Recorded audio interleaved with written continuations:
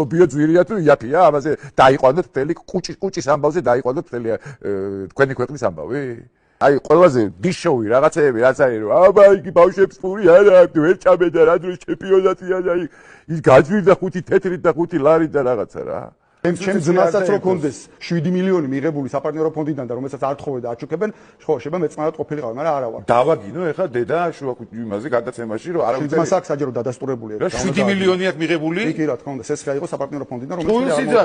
შავგუგლო? დაგუგლე. კაი, ხა მომისმინე, კაი, მე და აგერ არის შენი ძმა.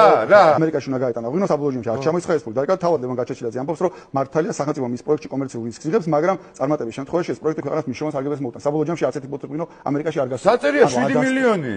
სიტყვები სად არის 7 მილიონი? საპარტნიორო ფონდმა ლევან გაჩეჩილაძის პროექტში 7 მილიონი ჩადო და კომერციული რისკის თავად აიღო. ანუ მაგას გეუბნები. მაგას გეუბნები შეიძლება კარგად გზნობდე თავს. ხალხი ეგზნობს თავს. ხალხი გარბის ამ ქვეყნიდან. საერთოდ ერთი მასიურად გარბიან ახალგაზრდა ნიჭიერი მოაზროვნე ადამიანები ქვეყნიდან. იმდენად უპერსპექტივო რეალობაშია. გასაგებია მე. ჩემი. მე ვარ ხელისუფლებაში 10 წელი. რა თქმა უნდა.